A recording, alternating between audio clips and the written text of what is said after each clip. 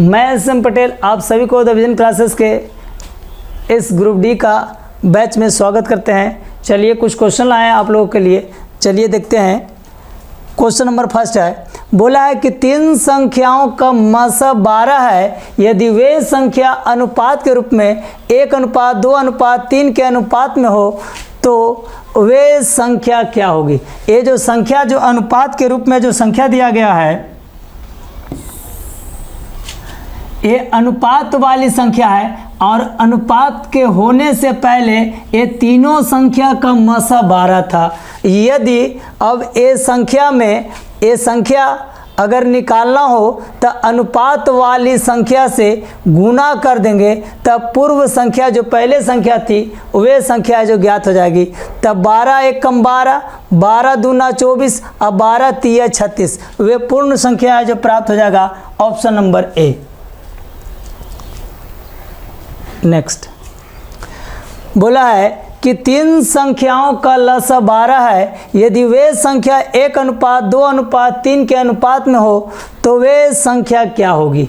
तो बोला है कि ये तीन संख्या है जो अनुपात के रूप में दर्शाया गया है,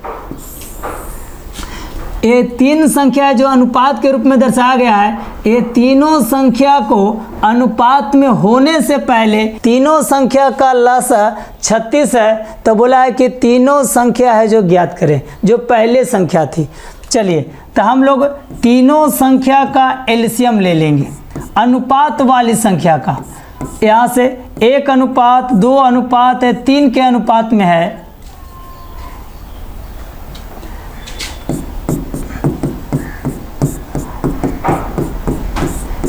यहाँ से पहली संख्या 1 अनुपात में, दूसरी संख्या 2 अनुपात में, तीसरी संख्या 3 अनुपात में है। यदि ये तीनों संख्या के अनुपात वाली तीनों संख्या का एलसीएम लेंगे जो पूर्ण संख्या के एलसीएम के बराबर होगा ऐसे, तो यहाँ से 1 अनुपात का मान होगा 6×6 = 36, जो 1 अनुपात का मान होगा जो एचसीएफ कहलाएगा। और हम लोग जानते हैं कि 1 अनुपात का मान जो एचसीएफ कहलाएगा और एचसीएफ से गुना करने पर ये पूर्ण संख्या प्राप्त हो जाएगा। तो 6 × 6, 6 दूना 12 और 6 × 18। यहाँ से जो पहली अनुपात से पहले वाली जो संख्या थी जो 6, 12, 18 थी। Option number A. नेक्स्ट बोला है कि दो संख्याओं का लसा तथा मसा क्रमशः 21 और 84 है, 84 तथा 21 है। तो बोला है कि यदि दोनों संख्याओं में अनुपात 4:1 का अनुपात हो तो दोनों संख्याओं में छोटी संख्या क्या होगी। तो हम लोग जानते हैं कि दोनों संख्या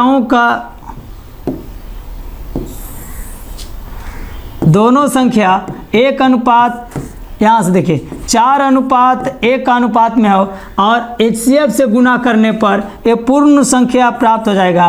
तो 21 से मैं 4 से मल्टीप्लाई करेंगे तो 21 चौका 84 और 21 एकम 21, तो इसमें सबसे छोटी संख्या है जो 21 हो जाएगा। Option number C.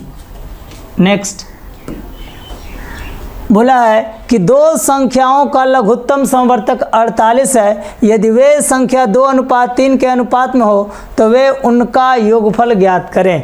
तो हम लोग जानते हैं, देखिए तो दो संख्या है जो दिया गया है जो इस रूप में दिया गया है, अनुपात के रूप में दिया गया है। एक संख्या है जो 2 अनुपात में है और दूसरी की है जो 3 अनुपात में है ऐसे। तो हम लोग जानते हैं कि यहाँ से एलसीएम दिया गया है, तो यहाँ से अनुपात वाली संख्या का एलसीएम निकालेंगे। तो अनुपात वाली संख्या का एलसीएम है जो भाज्य संख्या के रूप में है, तो भाज्य संख्या का एलसीएम उसके गुणनफल के बराबर होगा। तो यहाँ से 3 दूना 6 और यहाँ से अनुपात वाली संख्या का एलसीएम 6 है और पूर्ण संख्या का एलसीएम है जो 48 है। तो यहाँ से दोनों में संबंध है जो दिया गया है, तो 6 = 48 है, तो 1 अनुपात का मान हो जाएगा 8। यहाँ से 1 अनुपात का मान 8 है जो एचसीएफ के बराबर है। तो यहाँ से अनुपात वाली संख्या में एचसीएफ से गुना करने पर पूर्ण संख्या के रूप में प्राप्त हो जाएगा। तो बोला कि उनका योगफल क्या होगा। तो 8 दूना 16 और 8 × 3 = 24, नहीं तो हम लोग ऐसे करके भी निकाल सकते हैं, अनुपात वाली संख्या को जोड़ लेंगे तो यहाँ से 5 अनुपात के बराबर होगा और 1 अनुपात का मान है जो 8 के बराबर है, तब 5 में 8 से मल्टीप्लाई कर देंगे तो 8 5 40, टोटल योग है जो 8 5 40 होगा। चलिए नेक्स्ट देखिए, इसी पैटर्न का एक क्वेश्चन और है, बोला है कि दोनों संख्याओं का मसा 8 है, यदि वे निम्नलिखित में से कौन सी संख्या ऐसी है जिनका लसा प नहीं हो सकती है। तो बोला है कि वे दो संख्या जो हैं जिनका मसा है जो 8 है और दोनों संख्या का लसा है जो निम्न में से कौन है जो नहीं हो सकता है। तो हम लोग जानते हैं कि लसा है जो मसा से हमेशा विभाजित होगा, अगर मसा से लसा है जो नहीं कटता है तो वह उस संख्या का लसा कभी नहीं हो सकता है। तो देखिए हम लोग 8 से अगर इसको काटते हैं,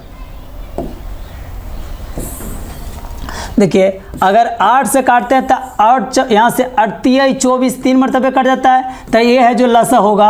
यहाँ से अगर 8 से काटते हैं तो 8 6 48, ये भी है जो लसा होगा। यहाँ से 8 से इसको काटते हैं तो 8 7 56, ये भी लसा होगा। मगर यहाँ से 8 से काटते हैं तो ये है जो कभी नहीं कटेगा, तो ये है जो लसा कभी नहीं हो सकता है, तो ऑप्शन नंबर डी होगा। आज के लिए इतना ही, हम लोग नेक्स्ट वीडियो में मिलेंगे, तब तक के लिए नमस्कार, बाय।